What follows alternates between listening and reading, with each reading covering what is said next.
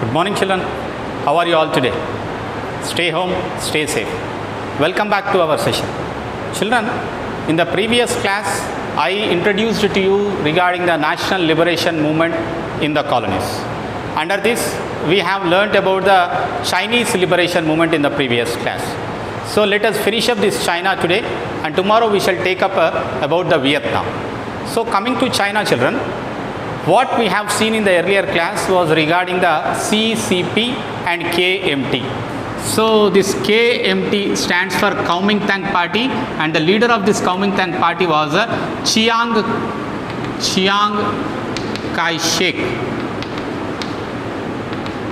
He is the leader of the Kuomintang Party after the death of Sun Yat-sen. Sun Yat-sen. He is considered as the father of modern China. And another party is the Chinese Communist Party, and its leader is Mao Zedong. So we learned about the original socio-economic conditions that prevailed under the KMT party and how CCP party tried to win over the hearts of the Chinese. We tried to understand. I will not go further into the previous class, but let me tell you about the establishment of a new democracy in China after 1949. We have come to a conclusion in the earlier session at the end that by 1949 a People's Republic of China got established. It was in 1949 that People's Republic of China, PRC, People's Republic of China got established, and this establishment was based on the new democracy principle. And these principles was an association of all social groups, social castes, and who were opposed to the landlordism and even about the imperialism. So important areas of the economy were put under the government control, especially the economy and media and even the police. These all were put under the control of the government. And the CCP, once it is in power, the CCP started large scale land reforms also. Large scale land reforms in the sense land got redistributed to the landless peasants. That was a major achievement by the CCP party, which has gained its foundation. And even Mao Zedong was against to the landlordism during his stay in the Jiangxi Hills. And his method, he believed that not only the industrial workers, even peasants can bring the revolution. The Chinese have given the communism a new trend that Karl Marx believed that industrial workers can bring the change in the Russian Revolution, okay, which was a model. So this also has turned out to be another change. Even with the peasants also we can bring the revolution and we can change the power. So this was an example set by Mao Zedong, and peasants were given most important power of confiscating the land from the landlords and redistributing them to the landless people. So what really happened after CCP party has come to power? Let us look into the depth of it. It was land reforms which made them to gain the ground in China. So it got started slowly in 1951-52. So after, in 1949, actually the new Republic China, that is the People's Republic of China, got established, but land reforms originally got started in 1951. So relatively after 2 years of leisurely understanding the rural background of China, they started introducing these land reforms.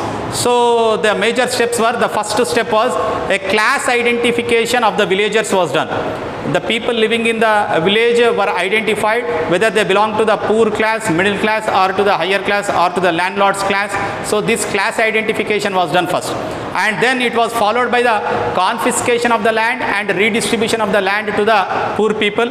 So in order to do this one, not only the land, whatever the productive property was present with the landlords was got confiscated. Confiscated means taken over by the government. That is called as confiscation.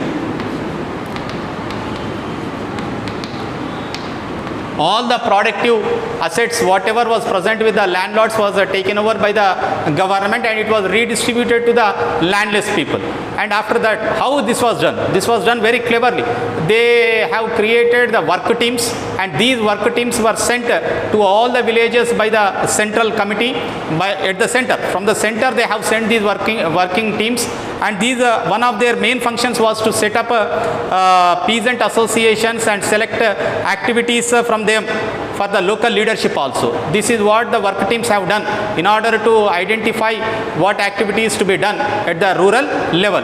So as a result of this, most of the middle class people, not even the poor, middle class people got benefited from this. So this new leadership was mostly from the middle class, and in many areas these peasants, the middle class peasants, were able to dominate because they were more skilled than the poor peasants. In addition, the work teams mobilized the villagers against to the landlords and through mass meetings and through the trials. And there was large humiliation met by these people, by the landlords, and most of them were even tried. They were even tried. They were executed.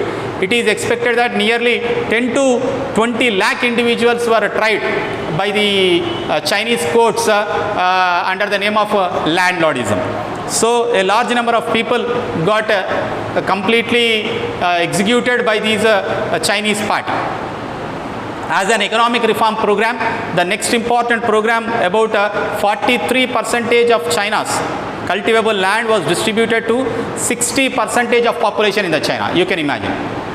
43% of cultivable land was distributed to 60% of population in the country. Apart from that, there was a universalization of education. That means they started establishing adult peasant schools in order to spread literacy, and primary schools in order to spread education even for the younger ones and even for the adult ones. So these two-way, the land reforms, and second one is about the universalization of education. These two are the most important reforms which the experts or which the people believe that had laid a strong foundation for the future development of the China. And it is also believed that the CCP rule has gradually established a single party rule in China, and the all powerful is only a single person in the Chinese Communist Party, and he is called as the chairman. So what they have done is they had completely disallowed their opponents. There is no other party which can oppose the excesses of these Communist Party. The chairman is a single person who is considered as a all powerful. So such kind of government was in power in China for the past 70 years. This is how the China has transformed from the rule which was dependent upon the foreign countries. Now it has become a self-reliant country, and they established a communist government, and for the past 70 years the same communist government is in power. Then what about the Kuomintang party, where it has been thrown into after the defeat in the hands of the CCP in 1946 and 7 war? They were sent to the another island called as Vietnam.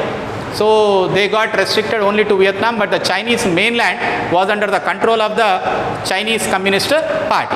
Now today, the present president of this Chinese Communist Party, or the chairman who is considered as all powerful, is nothing but who is the president of China? Jinping, isn't it?